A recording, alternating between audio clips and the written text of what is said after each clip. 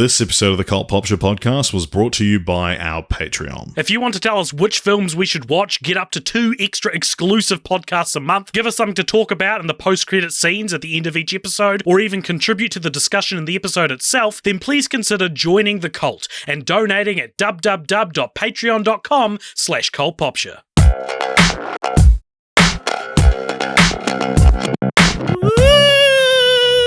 Spooky ghosts. That's Richard. right, we're doing Spook-August. Spook-August. What about August? Real ghost. Welcome along, everybody, to Film Franchise Fortnights on the Cult Popture Podcast. My name is AJ. Over there is Richard, and we do this podcast where every fortnight we talk about a different franchise. And today we're doing a podcast about a franchise called Paranormal Activity, but I think it should be called Spooky Goings On. That's what I would have called the parody. That got made in 2013. That's what I would have called it. Spooky Goings On. I would call it. These activities aren't normal. I'd go, this didn't actually happen. Right?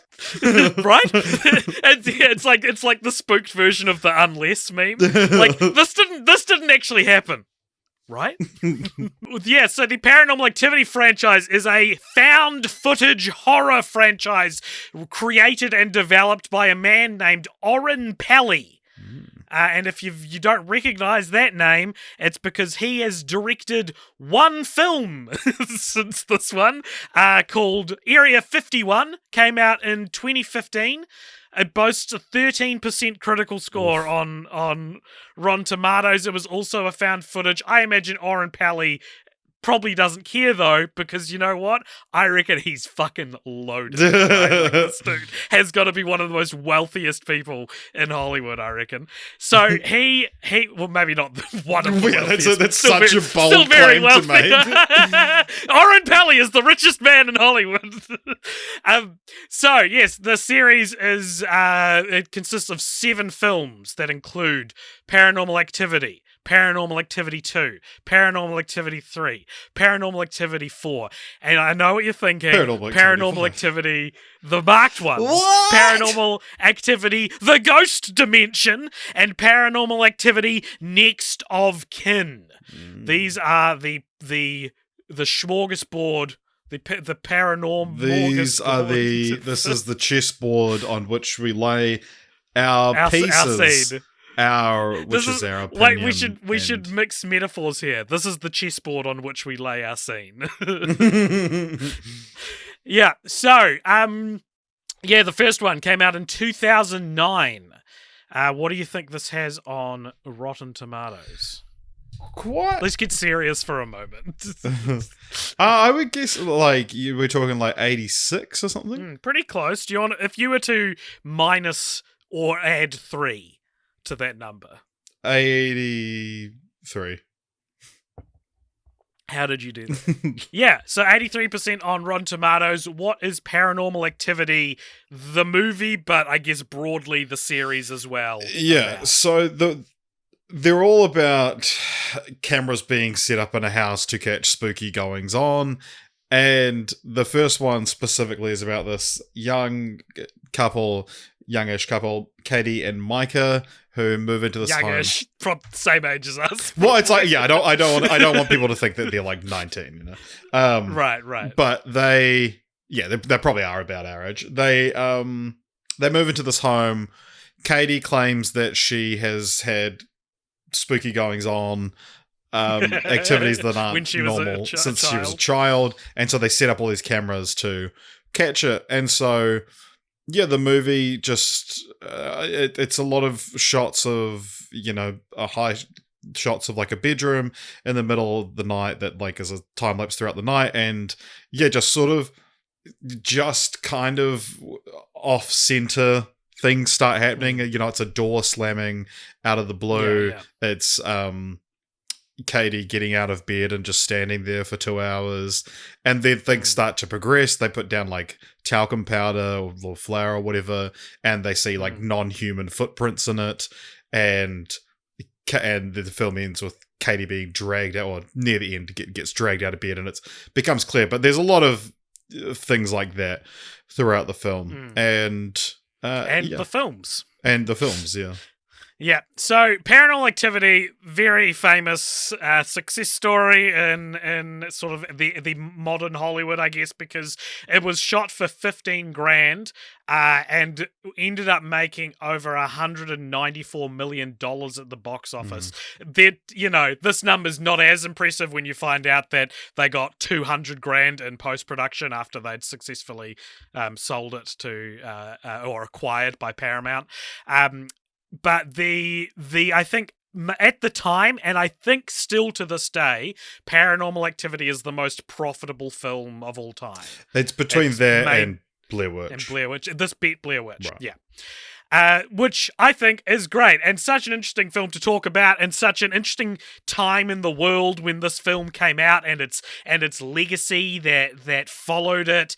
Had you seen Paranormal Activity before? Were you part of the hype in 2009, and what did you think of it?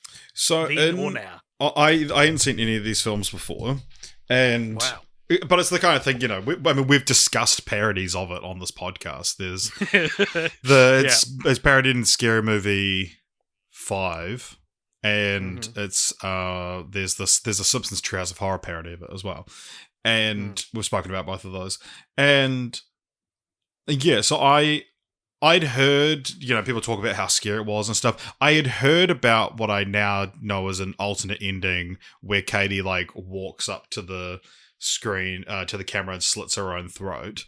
And I remember hearing that in 2009 or 2010 and thinking that was the most terrifying sounding thing I've ever heard. And could ever see.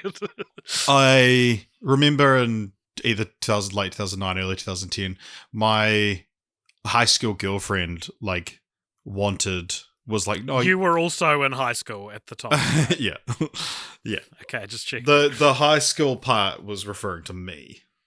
Okay. Yeah. She was 37. Yeah. Wait. Maybe she was 37. No, what was she doing? Because in 2010, I was in my last year of high school, but she was out of high school. She was the year above me. Oh. Well. Spooky. Aren't you a bloody little, what's the opposite of a cougar? Gravedigger. Weird that we have a word to describe the woman in this situation and not the man. Anyway, so she really wanted me to watch Paranormal Activity, and one of these things I just straight up refused to. I believe we put it on one time, and I managed to talk my way out of having to watch it somehow, but watching it now, I thought this was fantastic. Watching this, cool. And even in 2023, when I've seen it parodied so many times, that it is watching it. Yeah, I was going, I get why this was such a phenomenon. I get why this is so it's such an easily parodiable style, but it's so effective at what it's doing. And for the small budget, there's a few things where you're like, oh, I can work out probably how you did that, but it kind of adds to the it always does. Hey? But yeah, I was blown away by how effective it is, despite you're just watching a long shot of something uninteresting for half of the movie. But you should give Skinamarink a go. No, I don't think I will. Really push that thing you like to its maximum. Yeah. No, not interested in Skinamarink. But well, you never know. But they might make it into a franchise. True.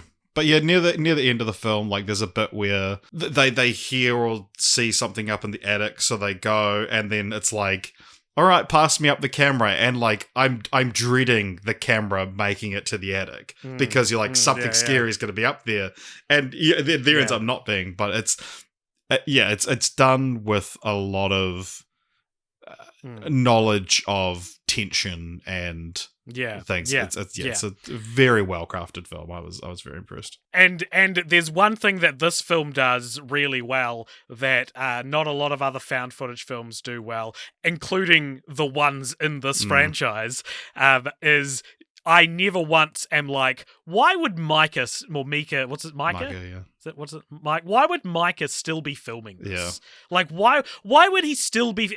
And the answer to that question is because Mike is a freak. Really, that's kind of the explanation. Is they establish him as the kind of guy that does care about capturing the footage that much, you know, and it's something that, like, for every the number next to Paranormal Activity indicates how much the why would they still be filming this itis has increased for each film. I think. This franchise is like the poster child for diminishing returns. 100%. Yeah, but I will say that, like, even when we get to the ones that we're talking about, that I'm like, yeah, this was shit. I didn't dislike watching any of them. Interesting. I would say I disliked watching 1.5 of them, maybe. Yeah, I don't know. Like, just because, and it wasn't even that I was like that interested in the lore or anything like that. It's just that I was, I don't know, the medium just worked for me somehow, and then it was changed up enough when it needed to be, and things like that. Yeah, so I'd seen this when it came out in 2009. For years, I've been telling people I've only seen the alternate ending version, but I don't think that is what happened. I think maybe I saw one of them, and we'll talk about them in a second, but I hadn't seen it since, but I really liked it at the time, and have been looking forward to covering this franchise as well, just because it's such a chunky, crunchy franchise to talk about. But yeah, I enjoyed it as well. Thought it was pretty good. As you say, it's very well crafted, and it's very clever in what it knows it's doing, I guess, like as you sort of said before. So the film stars Katie Featherstone and Micah Sloat, who played essentially themselves, because those are the actors' names. Which is, maybe, do you remember, I feel like this was on a Patreon episode maybe a year or two ago, where I asked who's the least famous person to have ever played themselves? I reckon that was probably like 3 years ago. Probably. Anyway, more. I think maybe Katie Featherstone and Micah Sloat are the answers to that question, right? I don't know if they're playing them. I think it's more of like a Will Smith. Well, it's to make it more authentic when the credits roll and it says it's who was. There aren't credits in this one, though. Yeah, there are. No, they're not. Are they not? Oh, okay. There's no opening or ending credits. It just says, like, we want to thank the families of the deceased. True. It's very, very authentic. I would say it's more for these aren't super professional actors from just what I can glean from the film, but that, to for improvising and stuff, that you're not having to, because it's tricky to remember a second name for someone. That's true. I mean, Micah Sloat had been a background, had a background in camera work, in his career, so he controlled the camera for the majority of the film. Which, while that's the obvious answer, I still thought there was an interesting thing to confirm, because from a filmmaking perspective, it's like, so is the actor the DOP, like, or at least the camera operator? And in this case, I don't know what the case was for the sequels, but for at least this one, that was the case. Yeah. And I thought that was interesting. And like, I looked at these guys' IMDb pages, because it's like, when you played a character with your own name and a low budget film, can you still play? Well, obviously you can, but would you what's it like? Like, imagine if these guys became super famous and you go back and watch Paranormal Activity, and it's like they've now just got the names of known celebrities. So DreamWorks, before it was bought out by Paramount, the plan was to remake the film with a bigger budget. They had seen it playing, I think, at some festivals. And the plan was like, all right, we'll redo it, so it's got more, we can do more special effects, and we'll change up that ending. And they had some test screenings with the original cut to see what people did or didn't respond to. And another very famous Hollywood anecdote: audience members began leaving because of how frightened they were. And when that happened, DreamWorks were like, Okay, I don't think we should change the film then. Which is such A rare smart move from a studio like that, right? So they did change the ending. And we can talk about that now. The original scrapped ending, Katie returns, so she gets dragged out of the room. Micah chases her. You hear Micah get killed, and then she comes back in the room. She's covered in blood and holding a large kitchen knife. She sits on the floor against the bed and rocks back and forth. The next day, Katie's friend Amber leaves a concerned message at 2 p.m., visits the house at 9 p.m. and discovers Micah's body downstairs and runs away in panic. 30 minutes later, 2 policemen enter the house and reach the bedroom where they find the possessed Katie with the knife. Seeing them, Katie suddenly returns to her normal state and asks about Micah. After the attic door slams by itself, one of the officers panics and shoots and kills her. The camera fades to black as the police officers continue searching the house for the source of the sound. An epilogue text appears, dedicating the film to the memory of Micah and Katie. What a dramatically different trajectory for the franchise if that had been. I just want to quickly clarify one thing you said, that the being dragged out of bed isn't the last night. On the last night where she kills Micah, she gets out of bed, stares at him for a bit, and then goes downstairs then screams for him, which is then maybe we see that again. The alternate ending, which is the one you talked about, after killing Micah off screen, Katie comes back upstairs alone as she does in the original ending. She closes and locks the door, approaches the camera, and promptly slits her own throat before collapsing dead. The scene then fades to black. So what happens in the actual ending is that you hear Micah get killed downstairs, and then his body comes flying toward the camera because she's thrown him at the camera, and then she walks over and sort of crouches down, looks up at the camera, and her face sort of contorts before she launches. Cut to black. What did you think of this ending? Because I think it's the weakest part of the film. For something that they took 3 attempts to get right, I don't think any of these endings are particularly satisfying, and I think it's very for a team that was wise enough to go, we actually shouldn't remake this because this is scary enough as is. I thought it was quite unwise to actually employ CGI to make her face turn into more of a demon. I think if you were going to do that, she should have been so close to the camera that it was like out of focus. I think that would be a way cooler way to do it, is if you saw an out of focus contortion. But the way they do it now, it's just kind of silly. Yeah, okay, yeah. I like the ending. I like the Micah's body being thrown at the camera, that it's like essentially breaking the fourth wall. Even though the fourth wall's been in tatters the entire time. But it is like, it's a big jump scare in a film that actually hasn't really had any. But has made you think there's one coming for its entire 86-minute runtime, and I didn't really notice her face being that distracting. I remember it having some sort of effect on it, but I wasn't very distracted. I just think it's like the greatest thing about this movie, and it's something I think when I saw it the first time I didn't appreciate, but now I do. I think the fact that there's so little that actually happens in it in terms of paranormal activity, I think that's fucking genius, and this is a moment where it feels like the big budget, that's 250 or 200 grand of post-production that got added to their 15 grand budget. It feels like that's coming through a little bit more than it needs to. Yeah, I mean, because the camera gets knocked down, so it would make sense that the focus is glitching out or something like that. Yeah, there could have been something done cool with that, I'm sure. Yeah. Do you have any favorite moments or anything or things you thought worked really well that you wanted to discuss? I really like the Ouija board burning.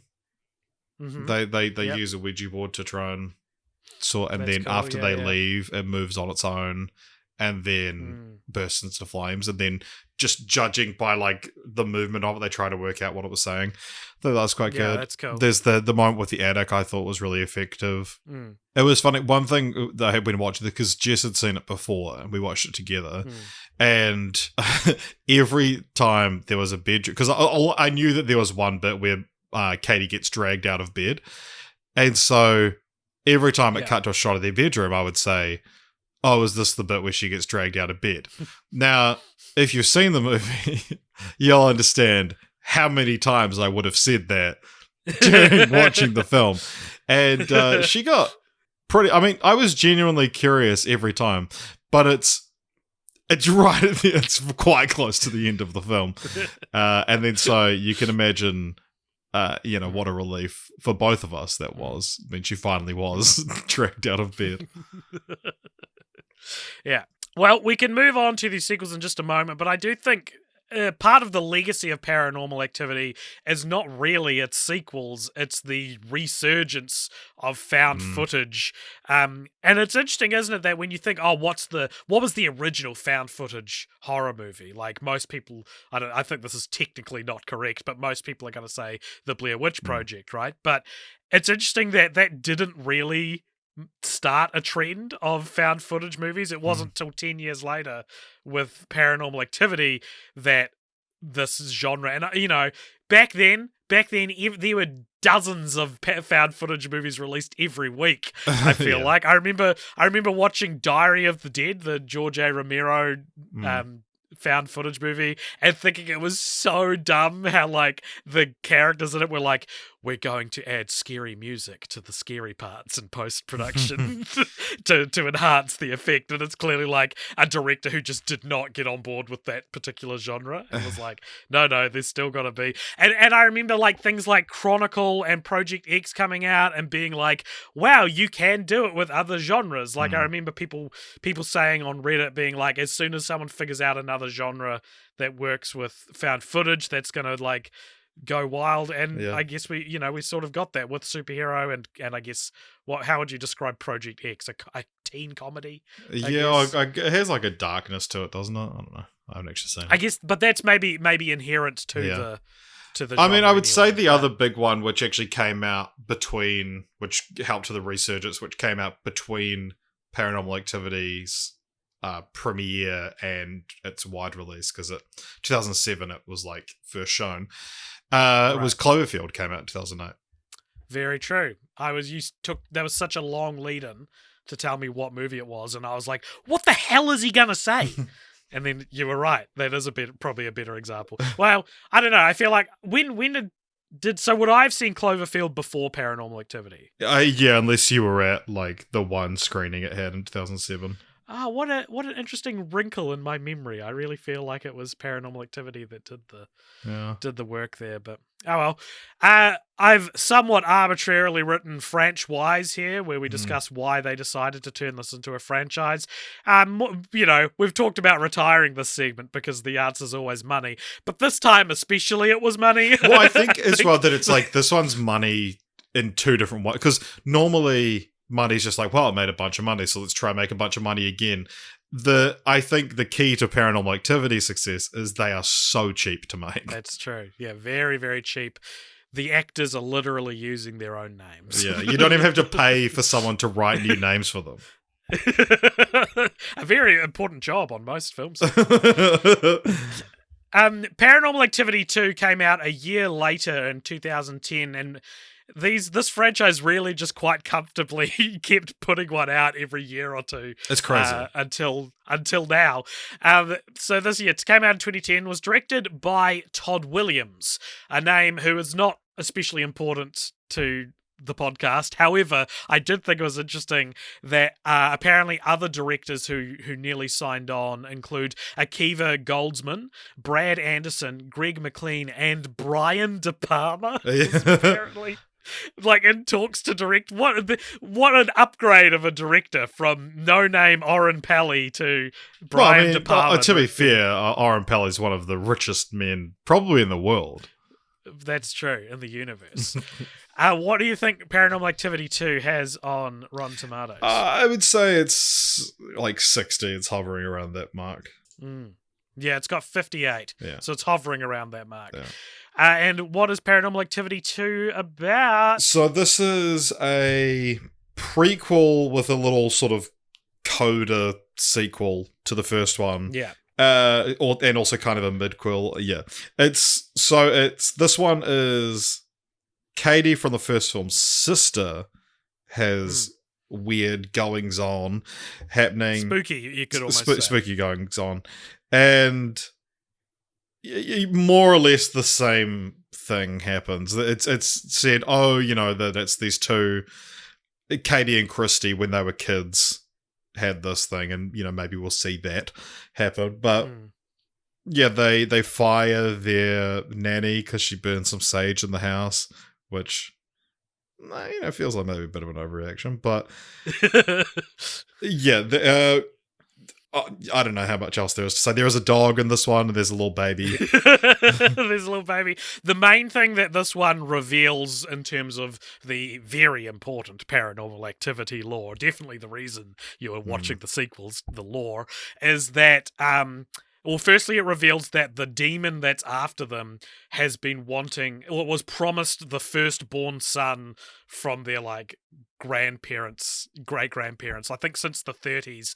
And Hunter, who is Christie's son, is the first male born in that family since 1930s. And so you find out that basically the demon wants the son.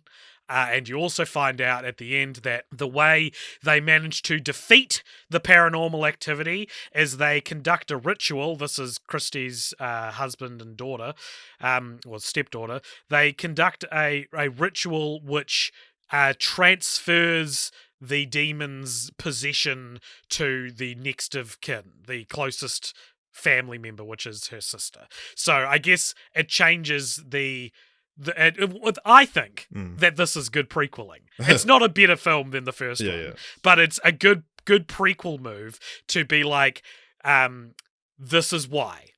This is why it goes for Katie, is because 2 months earlier they transferred it from Christy to Katie.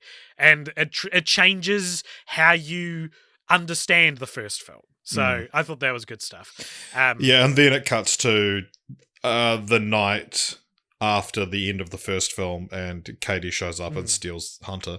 But I will say one thing in this film. So Katie and Micah have they pop in for their little guest appearances, and when Micah shows up on screen, it has because you're shown the date a bunch of times throughout the film, and it says September 9th, 1 month before Micah's body is found, when he's on screen. And I was like, oh, fuck, that's dope. It's cool. It's cool. I was it gave me chills. I thought it was so good. Yeah. And it's kind of it's an interesting tent pole to put in the timeline, is that it's all that's the first official thing that happened on public record. So it's like the Battle of Yavin from Star Wars, right? The death of Micah Sloat is this line in the sand. It also just it feels more like a true crime sort of thing, because it's absolutely. You would watch, if this all actually happened, you'd be like, oh shit, that guy that they found his body's here, and then it's like, oh, this was only 1 month before that happened.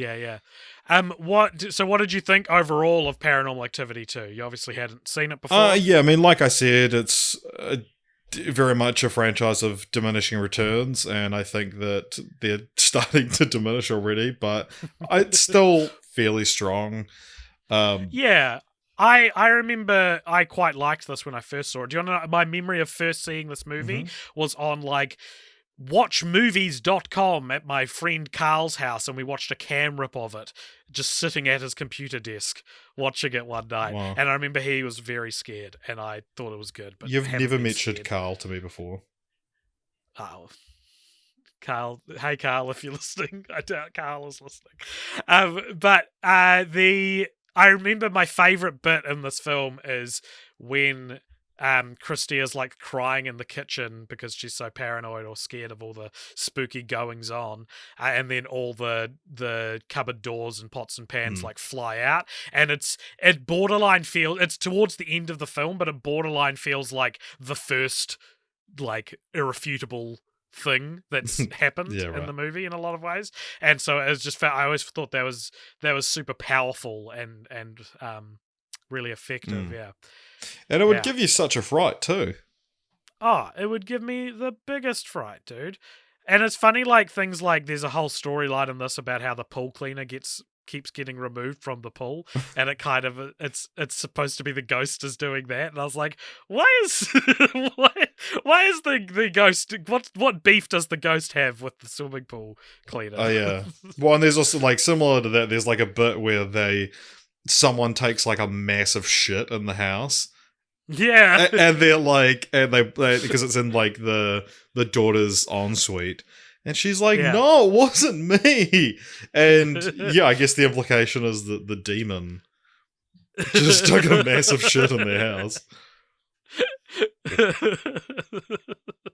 That's great. We've also got another body thrown to camera. And this one is so it, as you say, it switches to after the first film for the final scene where Katie shows up and Christy is nursing Hunter in his bedroom, and then Katie just walks in and shoves Christy, and she flies towards the camera, and we're told that Christy and Daniel's bodies were found by their daughter Allie after she came back from like a school trip, and that the whereabouts of Katie and Hunter are unknown. And we may never know, Richard, because what are the odds that someone's also going to capture that on camera? I mean, it's a million satisfying to one way. Yeah, exactly. Yeah, exactly. I mean, I tell you, so I when I watched the first one, I googled to see if the actors had done anything notable afterwards, and saw that Katie was in like Paranormal Activities 2, 3, 4, and 5, but not 6. And my mind was blown. I was so sure, based on nothing, that this was an anthology series. Like, I was so sure, based on nothing, is the white man's experience. But yeah, just that, like, the fact that these have a continued through line, and even stuff like, oh, you know, the second one's technically a prequel. I was like, oh, it'll be the people that were in the house before them or something like that. But it's like, no, this is like a family and a very clear through line. Insane to me. Like, and I was gonna check this, but like, to get 6 movies in a horror franchise, which are very explicitly the same story, and then the 7th one's kind of a reboot, is like, is a 6-film run, would that be like the longest we've had in a horror franchise that's like explicitly one story? I feel like Halloween is explicitly one story. You have 3 in the middle of that, though. Oh, you have 3 in the middle of it. Okay, well, what else are we talking? Like, stuff like Child's Play. Child's Play is one full story for like 7 movies, maybe. I think it's or is it? Is it the 7th one? No, it was the 8th one that was the reboot. Because I was thinking like something like, I mean, I'm just counting stuff like Nightmare on Elm Street and Friday the 13th, where it's like, it doesn't matter that the other ones have happened, you know, like. Yeah, right. Yeah, with this one is so like you need to watch. Well, you probably don't need to. Yeah. But that's probably the benefit of doing them as prequels, because the 3rd film, Richard, Paranormal Activity 3, which came out in 2011, is another prequel. When have we seen 2 prequels in a row? That's my question. When have we seen a 3rd film be a prequel to the 2nd film? You know? Which Scorpion was prequel King? to the first. Scorpion King is... No, because... Well, Scorpion King's a prequel, and then Scorpion King 2 is a prequel to that. I guess Scorpion King's a prequel. I think of it more as a spin-off, but you're right, actually. I guess that does count. All right, fine, accepted. Move on. Paranormal Activity 3, directed by Henry Joost and Ariel Schulman. The 2 guys behind the movie Catfished, which I don't really know anything about. The movie, well, you didn't even know the title. It's just called Catfish. Well, there you go. It put them on the map enough to make them a big deal. Which is fascinating that like these 2 guys made a documentary, and you know, Catfish is similarly to the first Paranormal Activity, is just like a group of guys making a thing, you know, like, and then ended up essentially coining the term, you know, what like the modern sort of meaning of the word catfish, and then that spun off into a TV show while these guys went and made that. And it's fascinating. I mean, I knew that those guys made this since it came out. And I've always found it fascinating that, like, to get documentary filmmakers for the Paranormal Activity movies, because it's like, you kind of want it to look like a documentary. Yeah. What do you think that this Also, one has I on will say the Rotten Catfish, Tomatoes? the actual documentary is great. The No, I've never seen the it. TV show is very like trashy, and it's Right. MTV reality show. The movie Right. goes a lot more into why someone would feel the need to catfish someone. Right. But then there's allegations that it's not totally legit, because it's like, why are they documenting their friend's romance before they believe anything's wrong with it? And then there's like an interview where they're like, oh man, people think it's fake, like, so Nev must be the greatest actor of all time, and we must be the greatest writers of all time. And it's like, well, no, it's not the greatest story of all time. Like, but it's convincing. But I think that it's they could have faked the stuff earlier, or like cotton on to it earlier than they let on in the film, and that's just part of making a documentary. But do you know why it's called Catfish? Tell me. So, and the husband of the woman who was catfishing Nev tells a story about how when they would ship like barrels of fish, of like cod, I think, they would chuck a catfish in there with them, because if you just ship them by themselves, they just sit there and essentially become stale, even though they're still alive, but they like, because they're not moving. So they would chuck a catfish in there with them, which would like nip at their fins and force them to keep swimming so that they would stay fresher. And he sort of says, like, we need catfish in our lives to keep us on our toes. And right, so the analogy in the movie is not what the phrase means. It's just, that's the phrase because of the movie. Yeah. Wow, Yeah. that's interesting. So, like, the movie never refers to it as being catfished or anything like that. But isn't fishing, like, didn't that predate the movie? Like, Phishing? Oh, like phishing emails? Yeah. Yeah, probably, yeah. I thought that's what it was referencing. Yeah, no. But yeah, it's an interesting thing that it's like, even watching the movie, it's not fully clear. Like, I mean, it's a cool title that it's like, just taken from something that one of the guys says, which I know you love when titles do that. I do love when titles do that. What does Paranormal Activity 3 have on Rotten Tomatoes? We're going down, so I would say like 40. We're actually going up. Oh wow, Richard! This for a franchise that's the poster child of diminishing returns. It's also technically not diminishing returns for a lot of it. But yeah, 67 on Rotten Tomatoes, so it's almost good. Yeah. There are people on the Discord who were saying that this was their favorite one. I think it's probably about 67 compared to the first one's 83. Yeah. But yeah, what is Paranormal Activity 3 about? So this one, we take it back, way back to the 1988. 80s. And yeah, we see the original spooky goings on, which befouled Katie and Christy when they were kids. Christy has this imaginary friend Toby, who may or may not actually be imaginary, and yeah, they start like doing Toby's biddings and stuff. But it is, yeah, it's also weird that like, it's found footage, but there's not really, and because you wouldn't want to watch a movie like this, but there's no real effort to make it look like the footage was filmed in 1988. Yeah, well, I actually read that they said that they got to the house they'd, decided to film in, and they were like, this looks pretty good already. Well, let's just leave it as it is. But I agree. I think it's exciting to do like a period piece found footage movie, but then to like, it doesn't really, like they use VHS tapes. The stepdad, who's the main camera guy in this film, he's like a video editor, but like an old school like videotape editor.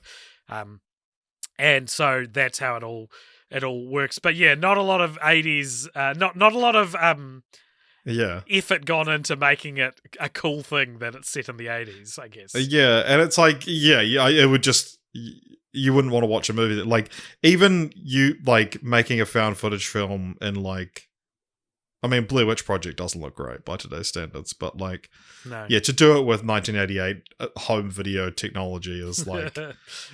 Yeah, it would just look like shit. Maybe the tapes are still like being able to be restored. You know, maybe it's. I mean, like I said, you don't maybe really do what's that more with- paranormal than that? Yeah. Exactly. Yep. So it ends with the girls. They go to their grandma's house because the whole family's so scared of how haunted their house is, and only to discover that their grandma's the bad guy. Who would have seen that coming?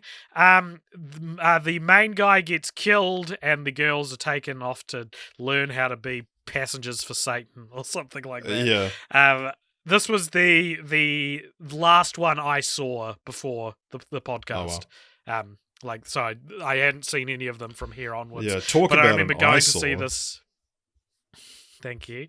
I remember going to see this in the movies, Oh, wow. and I remember the ending where they go to the coven, and there's a bunch of witches, and being like, this is pretty spooky, but It's it was pretty alright. spooky. What do you think of it? Do you think it's good? I put it more or less on par with the second one. The second It one? was I interesting that, agree. like, because I knew that the Shulman had just directed the fourth one as well, so I figured that, like, oh, this is, they got it. And yeah, sure, yeah, it's still pretty decent. It doesn't betray the franchise in any way. It's just. I like doing horror films with creepy kids are like always that's a winning formula. We've seen that a million times, and they do it a million times. Yeah, In like in this franchise, every I mean, sequel. Yeah. According to IMDb, the scene with Christie's loose tooth was real. Ariel Schulman was quoted as saying, "Little girl shows up on set and says she's got a loose tooth. We say, film it, work it into the scene. Can't fake that." Wow. So there's a little bit of fun. And she kept trivia. acting. She kept acting. The film takes place in September 1988 with certain dates highlighted graphically. One highlighted date is September 10th, 1988. But then the events skip ahead past September 11th, 1988. A storytelling decision that was very important to the filmmakers. Henry Juice said, out of respect, never gonna do that. I think there's a fairly strong argument that this should have been the final film in the series, or rather, like, the best place to stop and start with a new story. Well, there's in the next film. There's still the question of where is Katie? Yeah, I guess so, but I guess that is, yeah, maybe. But then, we get that answer and it's not that interesting. Yeah, but it's just that there is still a big loose thread. I see. Well, I do think that this is the last gasp of lore about Toby that's actually interesting. I don't think the like lore stuff is as compelling as what this Paranormal Activity 2 offers. I think it's probably overall a better movie than Paranormal Activity 2, though. I also think, though, that this is like the last stop for me in terms of how much suspension of disbelief I'm willing to give the film. Like, the first one is literally just a couple filming their house, and the second one kind of gets away with implying that Micah got the idea from them, so they did it first. So it kind of gets away with it. But it's Paranormal Activity 3 where I start going, are you telling me that these main girls, both who happen to film their paranormal activity in their house, are you telling me their stepdad also filmed Demons and Ghosts when they were children? Well, that's where they got the idea. And it also, like, conveniently sheds more light on the story just by pure coincidence. Like, I get that that's the format of the film. Right, yeah. It's a pretty silly thing to argue. But I didn't have to fight that when I watched the first film. I wasn't a skeptic when I watched the first film. But now I'm going, like, imagine being the, like, X-Files FBI guy who's, like, being assigned this case, and you get given these these tapes that have been found. You'd be like, this is the easiest job in the world. It's interesting because the films came out at a strange time where you would ask this question. If there was a film that came out now called Spooky Goings On, and it was a found footage film where they'd filmed everything on their phones. Like, yeah, you would just film everything on your phone because we're Yeah, we're bloody maybe, addicted to these things, you know? Yeah, but in 1988, Yeah, exactly. they were outside. Yeah, They I'm were playing agreeing on with you, trampolines. cunt. Jesus. So, yeah, it's weird. Like the idea of doing that in 1988 is crazy. And then, yeah, like you say, like 1 and 2 and parts of 4, I guess, are like you can get away with that. But then, yeah, it's like but then at the same time, you know, home video was so new to these people that they would be like, "Oh, this is the answer to our problems." I reckon. What's his name? What's the main character's? Dennis is the stepdad's I reckon he's a name menace. in this. He gets killed by having his like body crunched up by the witches at the end. And I reckon he wouldn't have died if he'd put down the camera and just focused on getting out. Like, it's real, like, it's like, this is the first one, I think, where it's like, oh, well, this is what tripped you up was your incessant. Whereas in, like, Paranormal Activity 1, if that had happened, and the things that happened that are like that, I feel like they're an acknowledged flaw of the character. Yeah, Whereas right. in this, it's just like, what a dumb decision to make. The trailer, have you seen the trailer for Paranormal Activity 3? No. It is, maybe, one of the most flagrantly dishonest trailers I've ever seen. It features, I think I read somewhere, 50% of the footage in it doesn't appear in the movie. And it's not like it's like promotional, you know, like a short film or whatever. It's like, it's scenes, just disjointed scenes that don't appear in the movie. An entire character appears in the trailer that isn't in the movie. A demonologist who's like checking out the house and then at one point gets like telepathically ripped across the room. There's a few flashes of moments which I thought looked far more harrowing than anything that actually happens in the movie. There's people getting like thrown onto the beds and like attacked by the invisible stuff in the night. And there's even a brief shot which implies the whole house goes up in flames at one point, which is the backstory established in previous films but not shown in this one. So, like, there's like a shot where you just see this neighborhood on fire, and it looks real. It looks massive. It looks like such a big deal, and that the movie just does not go into any of that. That's crazy. Yeah. Is that allowed? Well, it got in trouble. Like people got mad at it. Oh yeah, I'm You just read the watching it YouTube now. Yeah, comments? it's crazy. And it also just looks like it could just be, because of the quality of it and everything like that. It looks like it could just be like news footage of a fire inserted in. Yeah, and like this stuff doesn't. It's not like it's deleted scenes that appear as DVD extras. They're just not in the film. Crazy. They were shot for the trailer. And it's presumably, I guess, because, like, I feel... Here's why I would have done something like that. It's because the actual Because scares... you're dishonest. The actual scares are so sparse that to show any of them in the trailer would be, like, giving too much of the movie away, maybe. That's the only way I can think of why it would have been done. Interesting, yeah.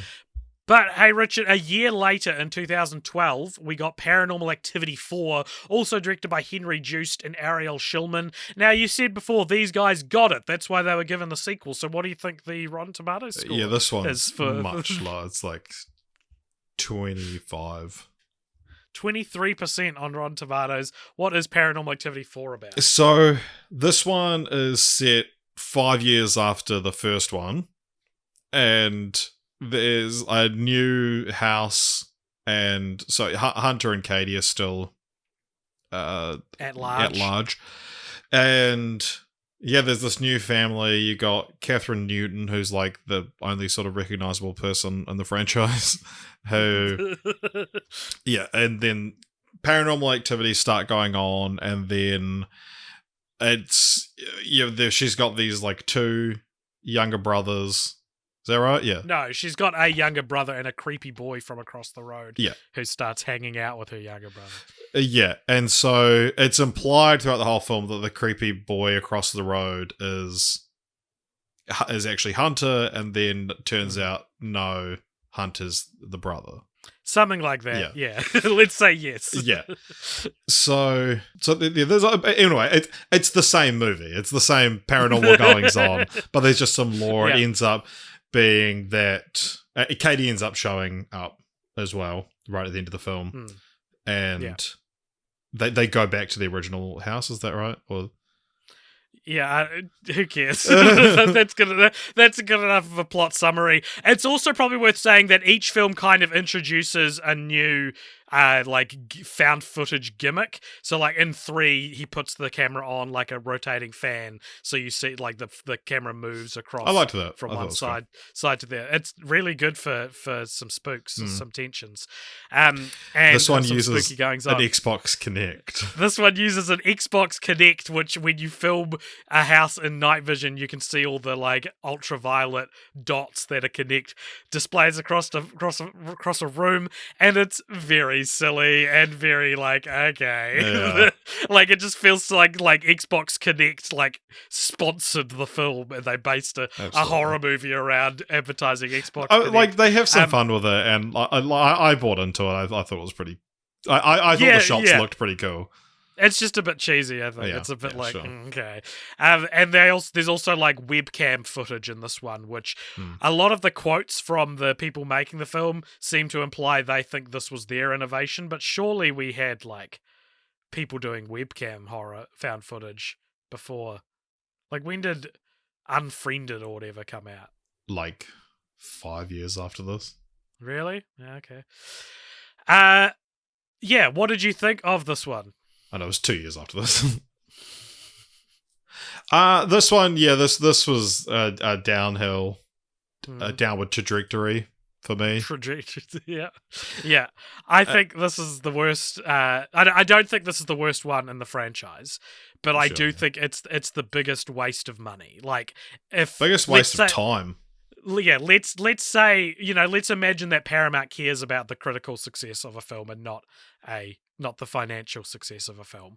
I feel like if they could go back in time, you'd just skip this one. It's the one you can skip. Like, it offers like barely anything new, like in any real tactile way, and it's just like it's the one I would forget to tell people about if I was regaling them with the entire saga, Yeah, I mean, I fucking barely remember the bulk of the plot.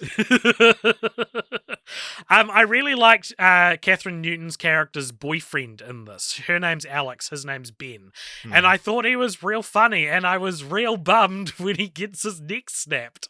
And I was like, this guy was great. Man. My favorite bit was when the creepy kid's like hanging out and they're checking out the Kinect light dots, and he's like, this is fucking awesome. And this little kid goes, what's your language? And he goes, okay. And it was real just like great. I thought it was great. And then I read that Catherine Newton was 15 and Matt Shively, who played Ben, was 21 during filming. Isn't that fucking gross and something that probably wouldn't happen now? Yeah. Yeah, weird. Richard, have you ever experienced paranormal activity? Have you ever been playing Xbox Kinect and seen the Kinect dots make a shadow of a person walking through the night? No, there was the one story when I heard that ethereal noise at night, which I've told on the podcast before, but that's about it. That's the most paranormal thing that's happened to you. Probably, yeah. And it wasn't, it was, you found out it wasn't paranormal. Well, paranormal activities aren't real. Do you reckon there's like anything more to life, or is this, is it like, as Stacey Rico said, there's gotta be more to life. Avoiding the question makes me think that you actually do think that ghosts are real. No, I mean, I'm pretty skeptical when it comes to things that aren't, any of those classic ghosts, aliens, etc. I'm pretty skeptical on those things. I think that, I know I'd like to believe in something like that, but it's. Yeah, nothing's brought me in just yet. I asked this, I guess, because you want me to ask you. No, I actually don't have a story, but I remember You haven't had anything. See how that feels? I remember like watching these as a young Christian and feeling like, oh my God, this is going to happen to me. So like it adds like a new dynamic to it, I guess, when like I was editing a Letterboxd video recently for the film The Blackening, and the cast was talking about like what they thought the scariest movies were, and one of them goes, it's the spiritual shit that's the most scary because it's real. And then a couple of the other cast members like, yeah, and then they move on, and I was just like, what the hell? What do you mean? Let's go back to that thing you just said. It's real? I don't know about that.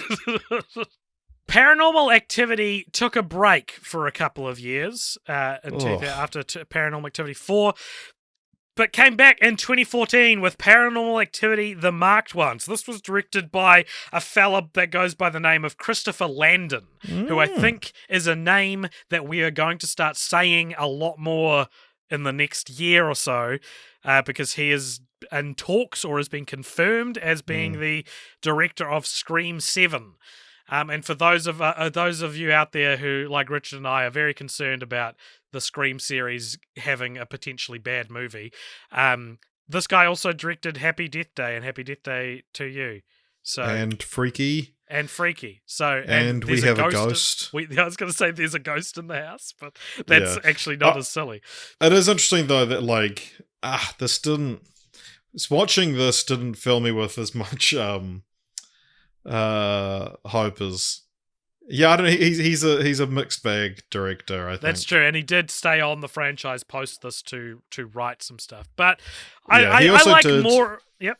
He wrote Disturbia, but also he wrote Paranormal Activities 2 through to this one. Yeah. I like more of his stuff, his directorial stuff, than I don't, I guess. So, yeah.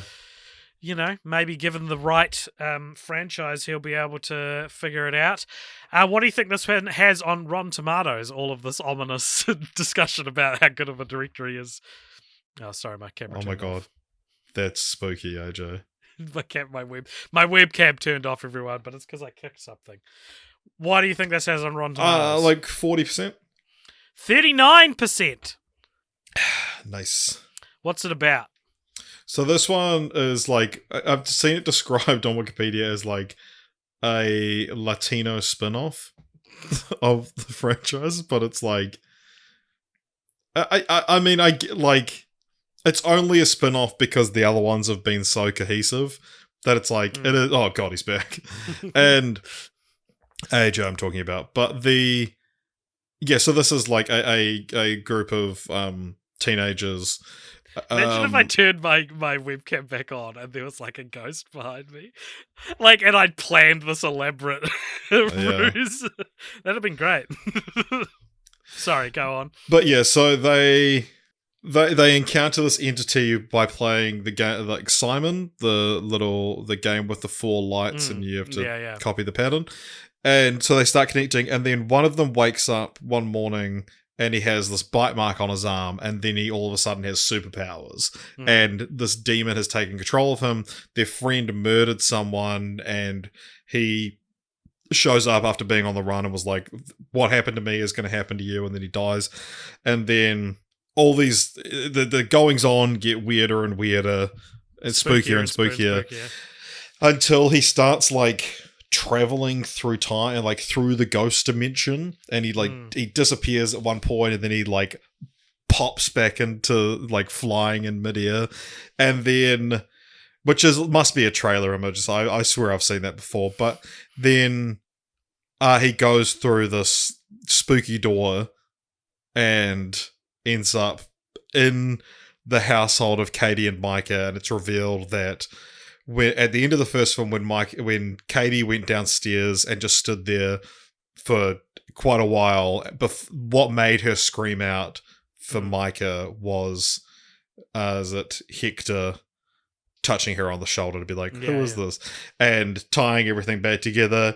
And what I thought was a pretty cool twist, and what you thought ruined the entire franchise for you.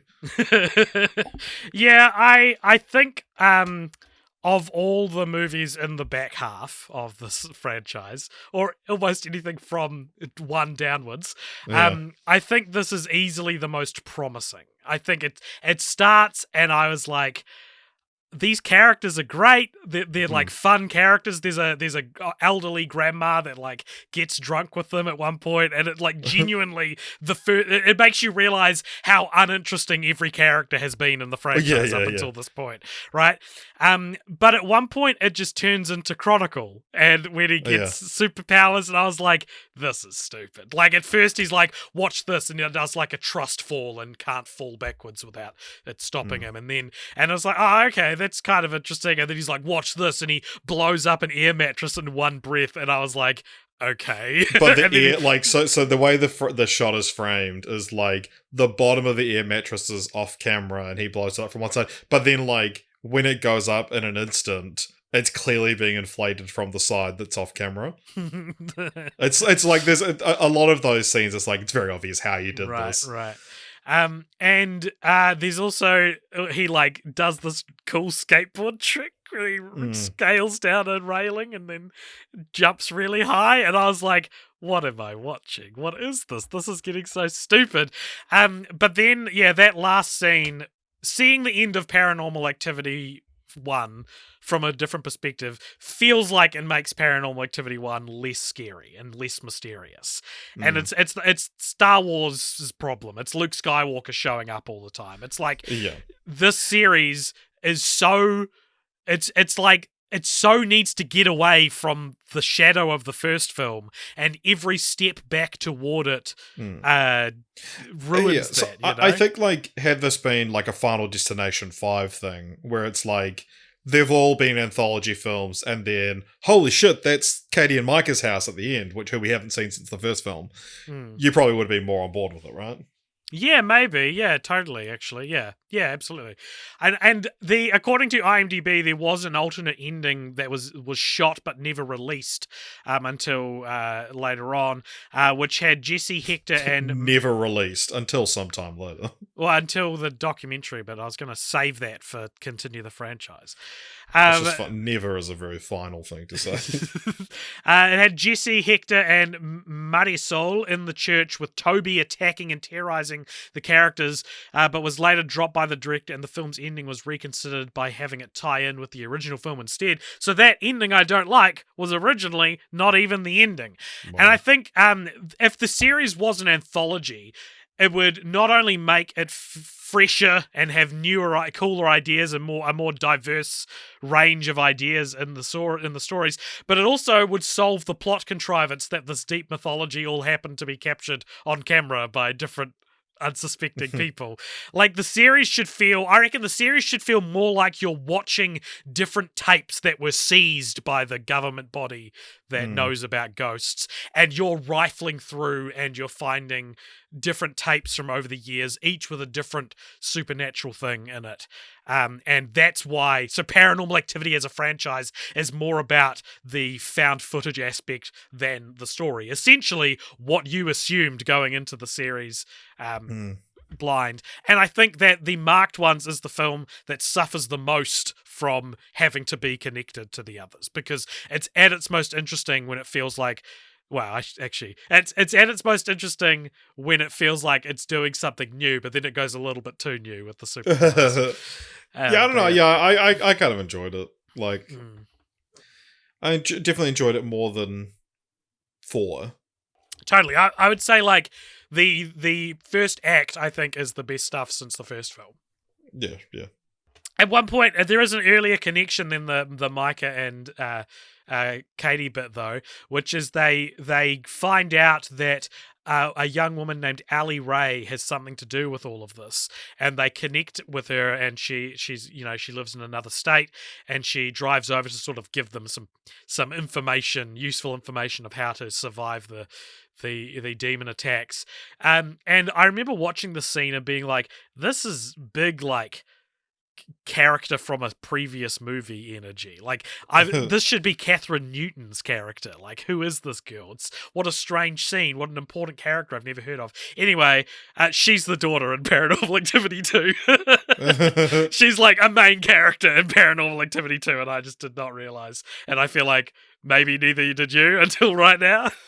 No, maybe. Let's not say I didn't. I've got some dumb IMDb trivia for you, Richard. A really stupid piece of trivia put on IMDb about this film.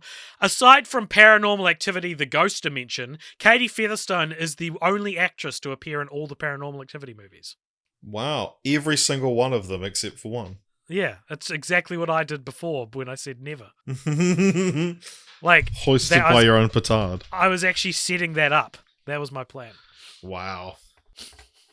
Paranormal Activity: The Ghost Dimension, the only one to not have Katie Featherston appear, came out in 2015, so a year later, directed by one Gregory Plotkin.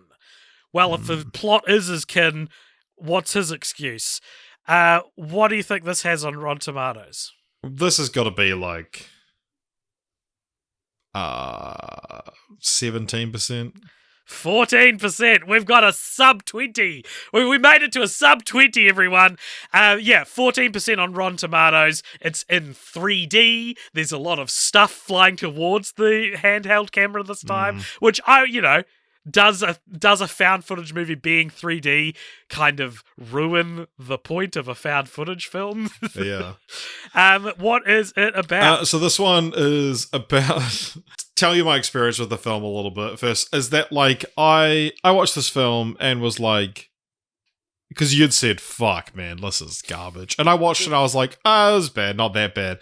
And then I read like the plot synopsis when I Googled it, and it's like using a camera that can see the paranormal activity. I was like, yeah, fuck, this movie was shit. yeah, it's got a ghost camera in it, which feels so tragically inevitable for this concept, right? To be like, you can see the writer's room conversation where they were like, all right, give me ideas for Paranormal Activity 6, and then someone's like, what if the camera was a ghost? Yeah, 'cause I remember hearing a wee while ago that it's like, oh, in the sixth one you actually see it. It like is the first time you actually see it. And I was like, what the fuck? Like, it took that long for them to do it? But then in this one I was like, I can't believe they did it at all, you know? Yeah, I guess technically that's correct. You do see it in this film, and boy does it just tank the tension in the room whenever you see it. It's like I guess it's Toby or whoever it is, but when looking through the ghost camera, which is a camera that can see the ghost dimension, this like sort of spooling pillar of creepy smoke appears. It's very gaudy. I didn't like it. This is the worst one, easily. Easily. This is the worst one. There's a great review I found on Letterboxd from Screen Crush's Matt Singer, which I really liked. It says, remember when these movies were about a couple desperately trying to get any shred of evidence of the existence of ghosts? The characters in the ghost dimension get enough irrefutable evidence within the first 15 minutes to give the Pope the vapors.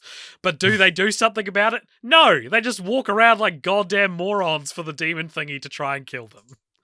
Which is so true. Like I think something that's really unique about maybe a few found footage films, but Paranormal Activity in general, especially, is like something scary will happen.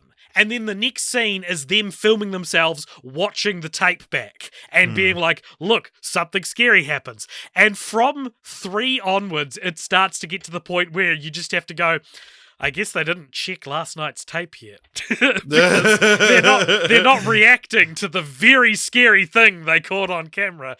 And this is the worst example of that, where like so much of their ails they would have gotten a head start if they'd happened to check the tape earlier and seen what they'd seen, you know?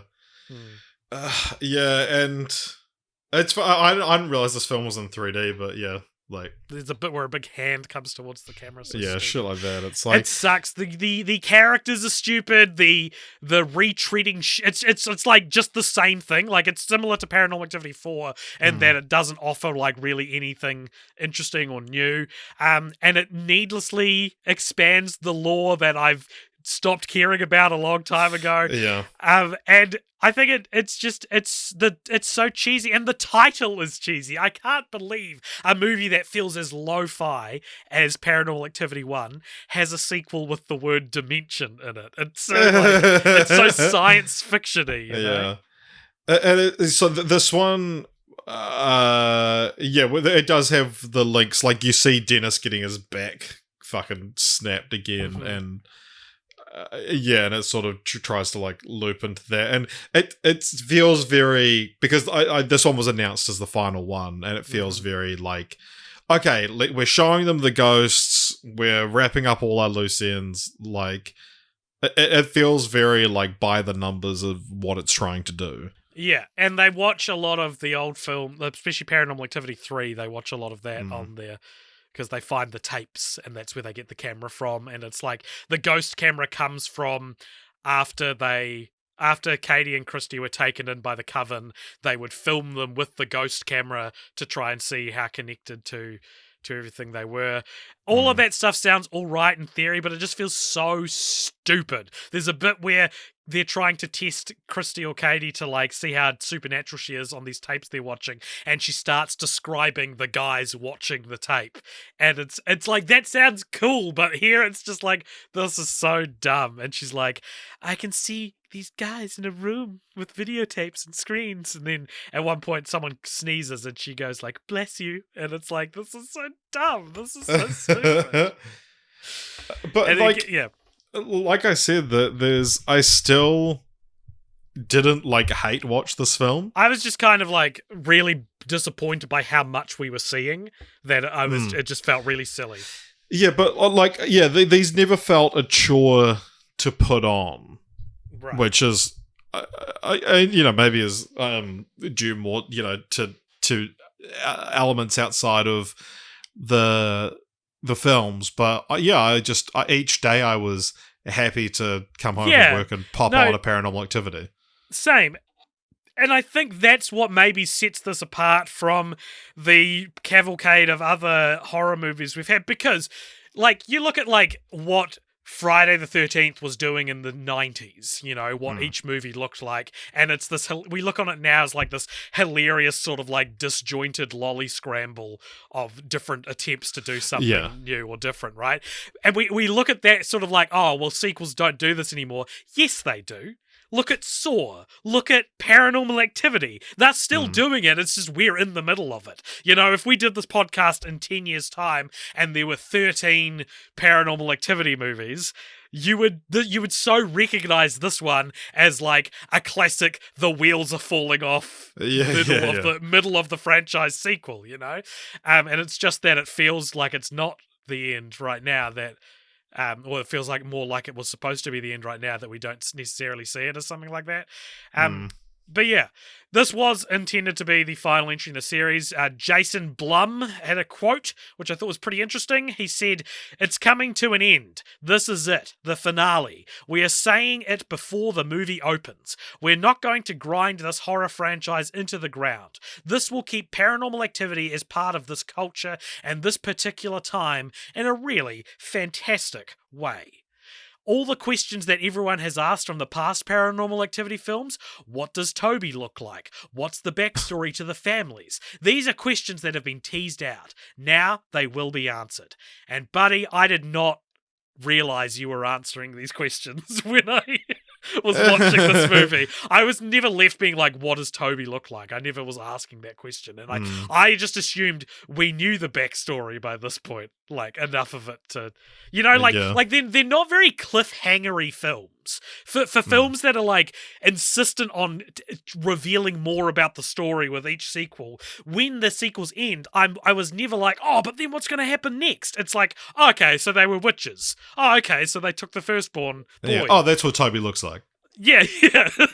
Oh, he looks like shit? Okay, good to know. Interestingly, so you mentioned Jason Blum there, obviously of Blumhouse. It's we should mention that Paranormal Activity, the first one, is kind of the first big success. Blumhouse production house has been around since like 2000, but that was their first big real success and put them on the map.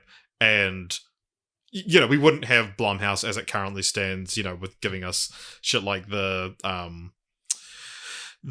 Halloween reboots or the Jordan Peele, like Us and Get Out were both them. And even Whiplash, I think, was Blumhouse as well. But the the interesting thing, the film that Blumhouse made between Paranormal Activity and Paranormal Activity 2, do you know what it was? No, tell me. It was Tooth Fairy, starring Dwayne The Rock Johnson. What, the comedy? Yeah. I was thinking like a Tooth Fairy horror movie. I don't remember this. Yeah, no, it was Blumhouse was Tooth Fairy. But also, Gregory Plotkin, who directed the film, just like he edited like 2 to he 2 to edited 5. Get Out as well. Yeah, the film he did after this was he edited Get Out. Isn't that funny? Yeah. Do you have anything else you want to say about Paranormal Activity, the Ghost Dimension? It's very spooky goings on. Yeah. Well, not really. I think it gives too much and becomes less spooky. So Paranormal Activity Next of Kin came out in 2021. So the longest break between Paranormal Activities. And it was directed by William Eubank. What do you think this has on Rotten Tomatoes? It's a hard question, right? Yeah. This one's not as immediately clear what people might think. Yeah, middle. I'm going to say like 49. It only has 26%, which is one of the lowest rated of the franchise. In fact, it's the third lowest, I think. Wow. So, well, I mean, there's probably some pretty obvious reasons for that, but before we get into that, what is the movie about? So this one immediately pissed me off. So this one is... It's technically a found footage film, but it's like... They're making a documentary, and this is just the raw footage. But not even that, really. It's like we'll get into that. Tell us what the story's about. Okay, so there's like they're going to the woman who's making the documentary. She's a documentary filmmaker. This is her first time like putting herself in it, and she doesn't know like any of her family. They're this like Amish community, so it's like going in to find her relatives for the first time, and then, of course, spooky goings-on happen. Asmodeus is the demon called Toby in the previous film. So it carries on that it's the same bad guy. And, yeah, spooky goings-on happen. Yeah. Yeah, so the biggest talking point, as we narrowly avoided just before, the visual style, but it's not just the visual style, but so the visual style... it's very clean. It's letterboxed. It's filmed with a DSLR, or at least a very high grade camera. It's made to look very pretty, and further than that, there's also like editing involved. Like you hear background music, or like something scary will happen, and you hear a ping, which hasn't been in the previous ones. And there's also bits where like people will be like chanting or dancing or singing a song, and it'll cut to like a B-roll shot of someone in the room, which is something that only happens when you're editing because the sound doesn't change. It's not the raw footage. This is an edited film, which does make sense because... Well, it does make sense until the last scene, because they do get away in this film, which I thought was interesting, is that the main characters get away, and the last scene of the film is one of the possessed Amish people killing a cop, stealing his body cam, and driving after them. And then the credits roll over there. I thought it was a cool ending. It's a cool ending. Visually. Yeah. But there's also there's an action sequence sort of thing in the climax where it cuts to like 3 different shots. Where it's like you didn't have cameras in these 3 different places. One character is like holding a camera, they fall down, and it cuts to like a different angle of that, even though no one else was there. It's so like... I wonder if you looked for it, you could find... there maybe are cameras there or something like that, but it still takes a lot of like liberties with its... Yeah, I mean, because all throughout the film there was bits that I was like, oh yeah, okay, yeah, this is just your approach to it now. But there's just there's one sequence that's about 3 seconds long where I was like, this has ruined the franchise right here. Yeah. And even that last scene where it's from a different camera is like, well, until now, this was like, I thought this was the guy who was filming it had gone home and edited it.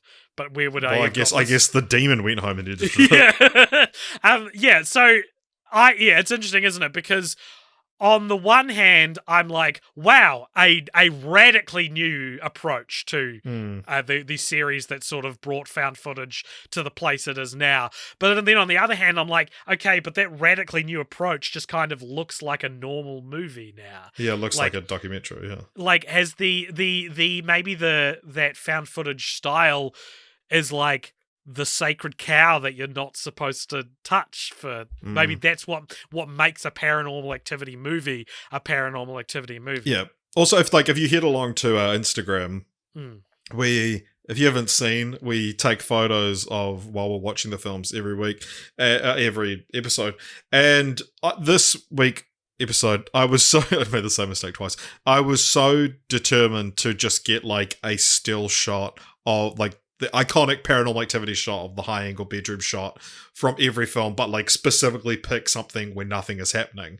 And then the marked ones isn't about setting up cameras around your house. I was like, fuck, what am I going to do? And then there's one bit where they enter a bedroom while holding the camera, and I was like, yes. And then when this one, and then 6 was easy enough to get as well. But then when this one started, and it's like, fuck, like, they're not going to do it. They're not going to do it at all. But there is one bit in the film where she walks into an empty bedroom, and there's just a wide shot of the bedroom with the night vision on. When it flicked to night vision, which I think might be the first time in the film it does it, I was like, yes, come on. Yeah. So this was also a Paramount Plus release. It went straight to streaming. The new straight-to-video sequel, though, in this one's defense, I would put it well above The Ghost Dimension, which did go to theaters. Yeah. But this was also because of COVID. So this went to streaming because planned cinematic release, but... Also, there's an interesting behind-the-scenes thing about this. Behind our scenes, not behind the film scenes. Thing. Yeah, let's talk about it. Yeah, we can do it now because we've done the episode. But for our Spooktober episode 2021, when we did spooky franchise roulette, we actually initially rolled Paranormal Activity, but this film was coming out the end so we would release the episode on the Monday, and it would come out that Friday, and so there was just like no way to shake it so that we could do a Spooktober episode and include this one. And it's like there is no point in doing a Paranormal Activity episode that is going to be out of date in 5 days. And so we just rolled again, and then it came up again. Edited that part out of the episode. So for all of you conspiracy theorists out there wondering have we ever cheated franchise roulette, there's an example of a time we're willing to admit to doing it. But it's also like times that we cheat are like they're for your benefit, not for ours. That's so true. And we're not going to tell you how often or when we've done it. Yeah, but it's examples like that of it's never been we've rolled this and I don't want to do it. Yeah. I was actually real disappointed when when we had to re-roll, actually. So there. It's the opposite of sour grapes. I actually wanted to do it. Yeah. I was the one that said we should wait. Yeah. According to IMDb, Jason Blum, who's the producer of Paranormal Activity, that's the full trivia piece says, he has stated that he despises the film and has expressed no interest in continuing the franchise. Oh, wow. He produced it. Cool job. Cool producer job, Jason Blum. That's crazy. So weird. He must have just been like, no, the Ghost Dimension was the perfect ending. It answered all the questions that have been asked from past Paranormal Activity films. Like, what does Toby look like? It's interesting, like, the thing in talking about the found footage aspect is that, like, if you and I were right, if we were like Ariel Shulman and Henry Joost, our writer's room would have like a whiteboard that at the top of it says like, why are they filming? Yeah. And such a good point, Richard. Yeah. Every single scene in the film has to answer that question. Yeah. Yeah. And it's one of these things that like I can't believe that isn't as important to the filmmakers as it is to like as I imagine it would be. Yeah. No, it's so true. We would do something like that. We should make films, bro. We should make films together.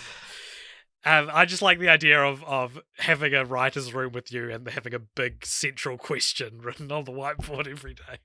That sounds fun. Which is we've talked about before. Yeah.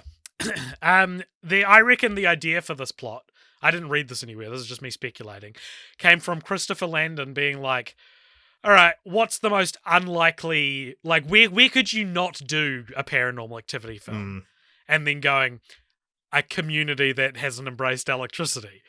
Yeah. Right? Like, that's the obvious answer. And so he landed on the Amish. And when this started, I messaged you and I was like, I could give you 100 guesses and you would never guess what Paranormal Activity 7 is about, because the Amish was not something I was expecting to be a massive plot point in the film. Yeah. I mean, it is interesting with franchises like this where it's like, oh, this was the idea that you were like, let's dig up this franchise for.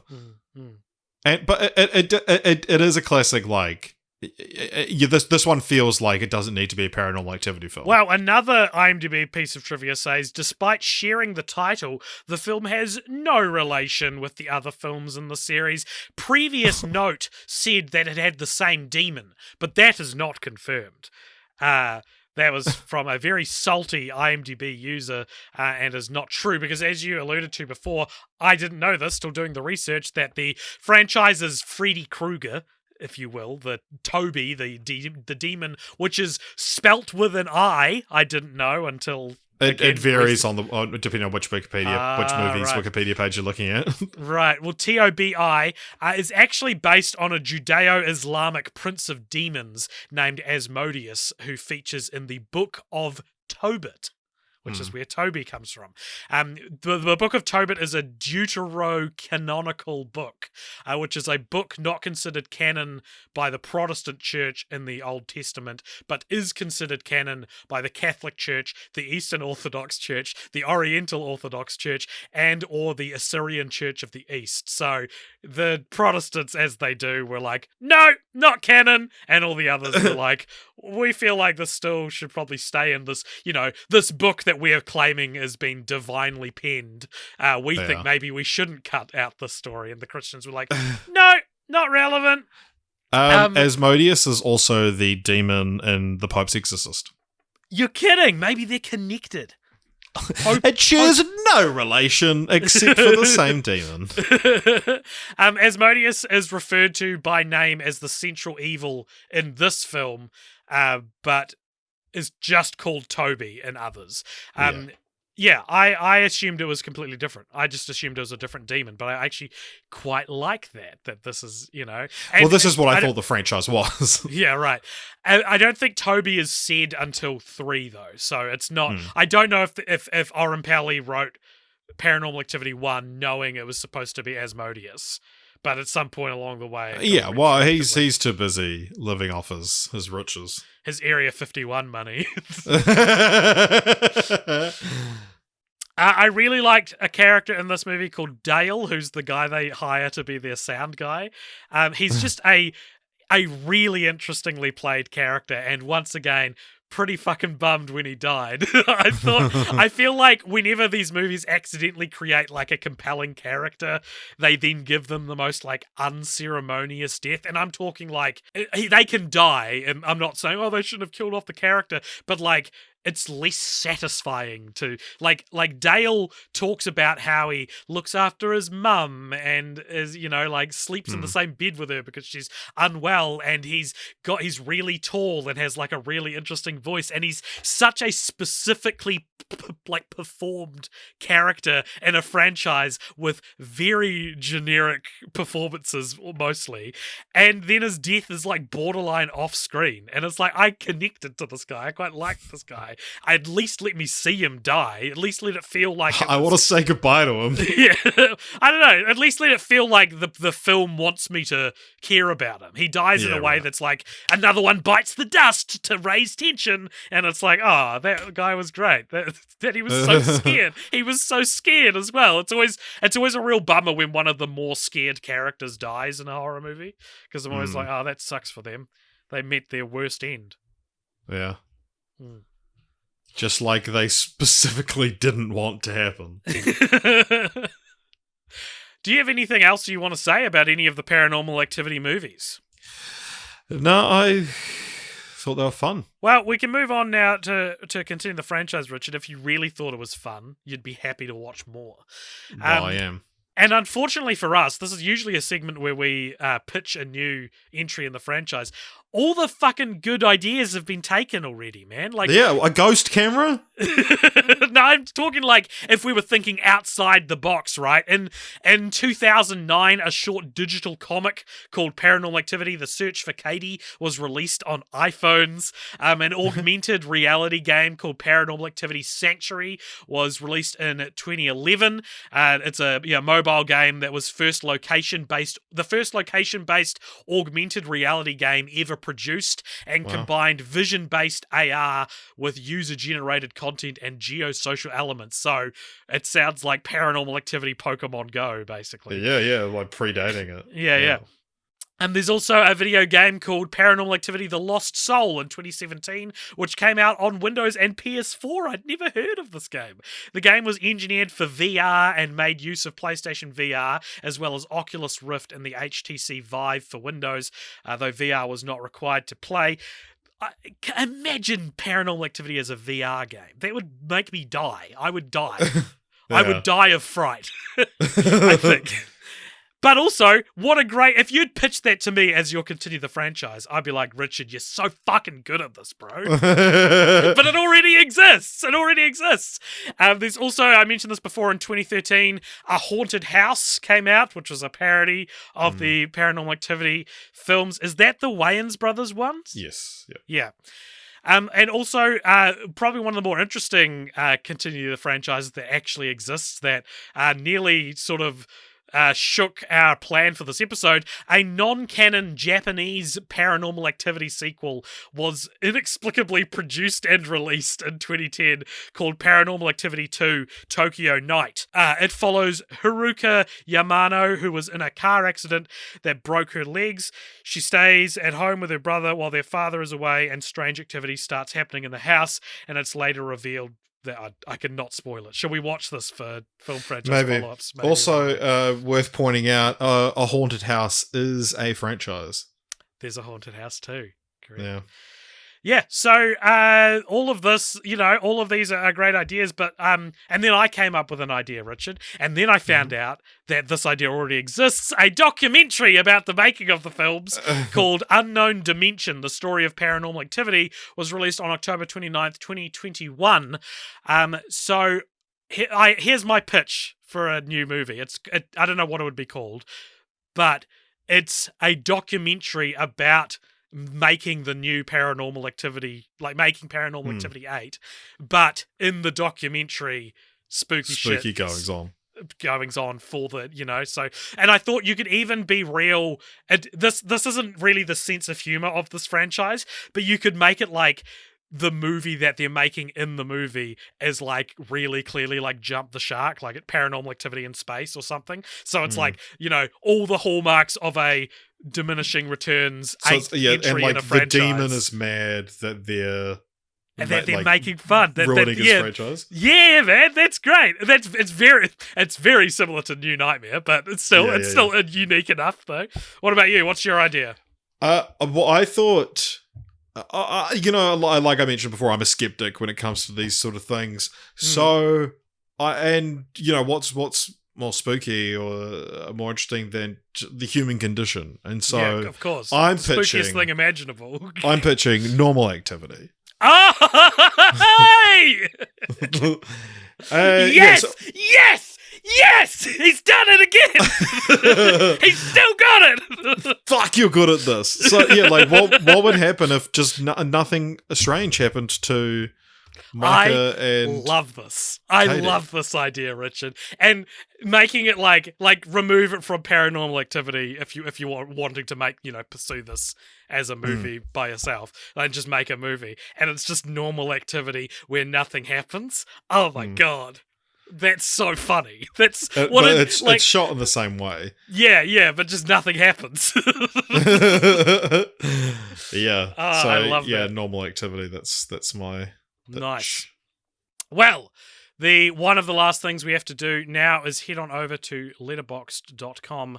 where we are going to rank that franchise. This is where we compare it to the other franchises we've watched and decide where we think it should go on the list. There are 179 films, so this is our 180th franchise. Isn't that interesting? Oof. Let's just leave it there. All right. Paranormal Activity, where do you think... give me a ballpark. It's hard because it is... Like I said, I still enjoyed my time with this franchise, even though it is diminishing returns. And so I'm torn as to whether it should be just above or just below the Nymphomaniac constant. Well, we always say this, and then we actually get to the Nymphomaniac constant, and we're like, there's some bad movies around the Nymphomaniac constant. So let's say, do you think that this is a better franchise than the Predator franchise? Yes. I agree. Would you say it's a better franchise than the Purge franchise? Yeah. Would you say it's a better franchise than the Sleepaway Camp franchise? Yeah. Would you say it's a better franchise than the Blade franchise? Yeah. Alrighty. Would you say it's a better franchise than Final Destination? No.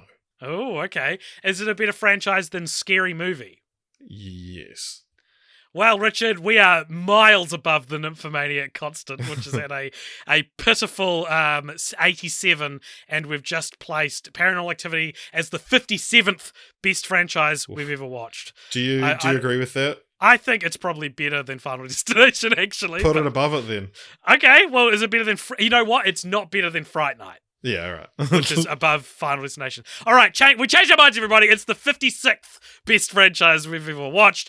I don't know if people are still betting on where we're placing these, but I'm sure they'll be running to the Letterboxd account now to see if we've placed it yet. And yeah, what do we do now, Richard? We have to announce what our next franchise is. And this week we're doing that via Patreon poll. If you donate as little as $1, you get to suggest and vote on every second franchise we cover. And Richard, it has been like a crazy, chaotic poll. This afternoon. This afternoon. And yeah, probably one of the most like heated it's been in years, I reckon. For first place. Like, I genuinely don't know usually I have some idea. Now I'm like, anything can happen. But before you reveal what has the most votes, I would just like to say that if you enjoyed this podcast, then please consider following us on all the places, particularly Twitter and Instagram. X and Instagram, at Cult Popture. You can also join our Discord, which there is a link to in the show notes. And if you would like to be part of the magic, make the magic happen, you can head on over to patreon.com/cultpopture, where you get to do things like tell us what movies to watch. We release 2 extra podcasts a month, he says, in quotation marks, and all sorts of benefits and fun extra stuff. I think we have a pretty good Patreon package. I feel like whenever I see other Patreons, I'm sometimes like, that's not as good as our one. It's always like, pay $30 and you will get your name mentioned in a big list of names on or like you'll have your credits, your name in the credits of our YouTube videos. Exactly. So, Richard, are you on Patreon? Tell me what has won. So, yeah, like you said, it's been a heated one. Anaconda / Lake Placid, which, if you don't know, crossover, was at the top for a long time. I thought it had run away with the lead. I was like, I guess that's it. One that I didn't even realize was in the running is The Marine, which is tied with Anaconda, Lake Placid at the moment. What else? Also tied with them is the Pee-wee trilogy. They R.I.P. Paul Rubens, some of our patrons, tried to get us to do a timely release next fortnight, but did not work out. So all of those are tied together. 1 point above them is the Underworld franchise. Oh, hell yeah. Let's do it. Let's watch the Underworld movies. I'm not finished, AJ, because 1 point above Underworld is Star Trek. You're kidding me. I'm not kidding you. How are we going to do Star Trek? It's like... So Star Trek is very neatly split into 3 eras of 1, 2, 3, 4, 5, 6 films, and then 4 films, and then 3 films. So are we going to maybe watching Star Trek movies... what are we going to do about Meeting of the Elders? We didn't think about that. We didn't think about multi-week franchises where we could see Meeting of the Elders. And aren't you, like, going away soon? I am. So this is maybe an off-pod thing, or there might be a delay in the final part of Star Trek or something like that, but we'll work it out. And in 2 weeks' time, Star Trek, the original series, will be out, and then I can't believe Underworld didn't win. Before, when I said I didn't even know Star Trek had been suggested. Before, when I said like, oh, I genuinely don't have an idea of what's won, I was lying because I knew it was Underworld. This is the first time in the history of letting patrons choose which franchise we do next that I've genuinely been surprised that this is. I'm not even kidding. I'm telling the truth now. You called me out. I'm telling the truth. Alrighty, well, tune in next week for two dudes who haven't seen the series, haven't seen the TV show, watching exclusively the movies. Do the movies need the context of the show? That's the question that we'll find out the answer to. Going forward into what? How many did you say? Like 6, 13? 4, and 3. 13 movies. Fuck. Okay, well, everybody, thank you for listening, and stay tuned for the post-credit scene, which is coming at you after this music ends, and we'll see you in 2 weeks for Star Trek. Woo. Welcome along to the post-credit scene. This is a segment at the end of each episode where if you donate $5 or more over at patreon.com/coldpopture, you get to give us something to talk about in this, the post-credit scene. Richard, who is it from, and what is it? Today's one comes to us from Scott Dorr, who writes, what are your thoughts on the writers' strikes? Do you think this will have a good flow-on effects for indie films? So writers two questions. And actors are on strike at the moment. I support them. I do too, and I think, fuck yeah, I love watching, industry get dismantled and topple, even if it's my own industry. And I think this is great. I think it's awesome, and it's great to really demonstrate the worth of individual artists. I'm sure I'm not going to be saying anything particularly unique or groundbreaking, but I do support them. The second question, though, is something that I find is a lot more of an interesting, unique question. Well, it's will this have a flow-on effect for indie films? Yeah. Because A20 with the actor strike, A24 films are still filming because A24 has met every single one of the union's demands, and so they're still allowed to film. There's also stuff still filming in the UK because they're not under the AMTPT. No, it's the studio that's different. They're still under SAG, but they're not answering to the studio. They won't answer their demands, or the conglomerate or whatever. And Margaret Thatcher made it illegal to go on solidarity strikes, so the British actors can't strike legally. Wow. Do you know what that's called, Richard? That's called girl power. This is my fight song. I think, will it have a flow-on effect for indie films? I mean, you would hope so. And I feel like the strikes have been going on for long enough now that we are going to be doomed to some pretty shitty content for the next year, at least. Well, maybe even longer. It's interesting because we're starting to see studios delay, like Kraven the Hunter, shit like that. Like, there's talk of the Marvels being delayed, there's talk of Dune being delayed, and it's these things that they... Like, something like the Marvels really needs that press tour of the three of them having fun and making viral moments and stuff. And so, it's not that no one's... It just needs people talking about it. It needs virality. And...